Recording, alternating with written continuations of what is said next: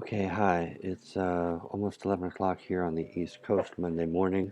Just a quick video to introduce week 5 and to take a quick moment to um, review week 4. In week 4, we had the two discussion forums, right?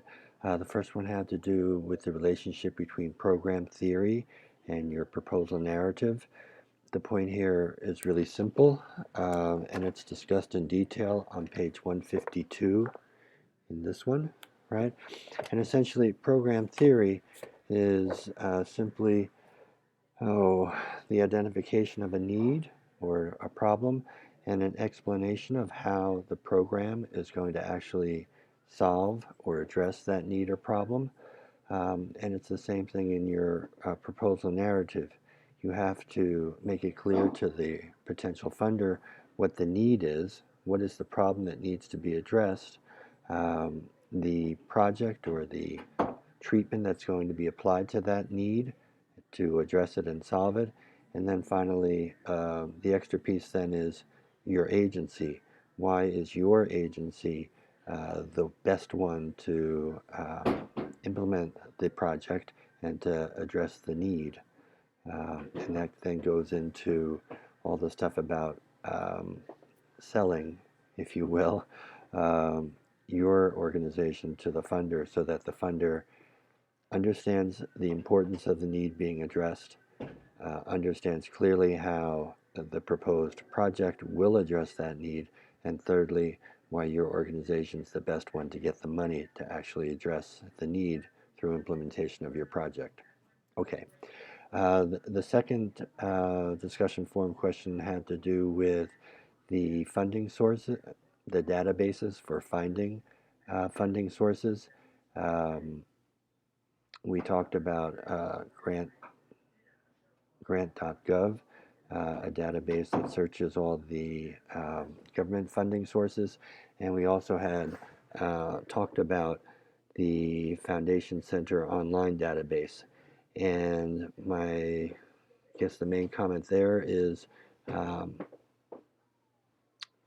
you just need to, if you're not familiar with databases, sometimes they're not as intuitive as others, and it takes a little time to understand how to use the system and how to get good results out of it.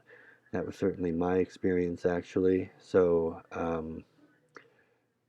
but having taken a little extra time, read some of your comments on how you were getting good results out of the Foundation Center online database, I followed through, tried a couple of examples, and then saw that indeed, while it may have not been intuitive to me initially, um, it had an incredible amount of data, incredible amount of information in it. So um, remember too that the Foundation Center online database is sort of like the granddaddy of them all, the most comprehensive. It has both government and non-government funding sources. So even if you had issues with it or maybe didn't think it was the best, um, you know, it, it's kind of what's out there. It is the best. So, uh, persevere. Okay. Um, moving on now to week 5. You're going to start reading a chapter in this book, Project Management and Practice, Chapter 1. And I'm not going to go into it in depth. Frankly, I'm not going to go into it at all. This week's opening lecture, the professor does a nice job of talking about what's in that chapter.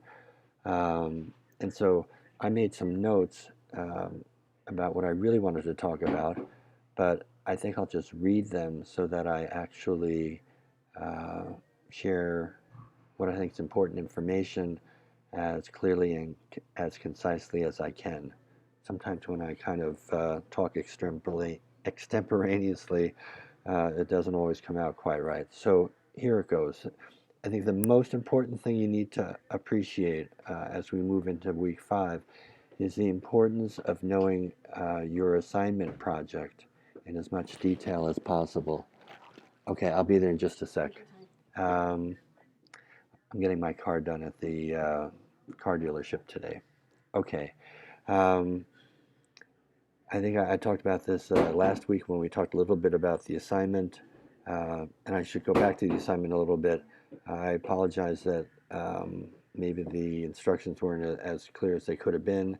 In a previous video, I went through all that stuff, and you should at this point see your assignments graded and back with comments. Okay, but here it is. Sorry, getting a little distracted here. But the point is, and I think you're seeing this, is that the more real your project is, the more you know about the details of your project, the better it's going to be for your assignments, and the better it's going to be for your learning and getting as much out of this course as possible. So here it is.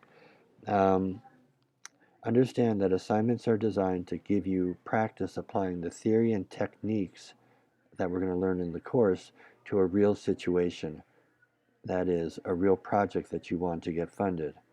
As we go through the course, we're going to be learning about ever more complex and detailed theories and techniques. This week's readings in project management and practice, that chapter 1, should give you a sense of what's coming. You can also think about the discussion of the work breakdown schedule slide that was in this week's lecture, where he talks about the detail of the detail of the detail of the detail. He has different words, but I think you know what I'm talking about now, right? Um, so if you don't have a very detailed understanding of your assignment project, you may not be able to do subsequent assignments, and you certainly won't get as much out of them because you won't be able to relate um, the theory and the techniques of the text to practice, that is, your assignment project. Okay? So, if you want to, with that word of caution, word of advice, if you want to go back and change your project or, uh, change your project, feel free to do that. I'll be right there, sir. We'll be able to do that. Okay? All right. That's enough for now. They're calling me to get my car, so here we go.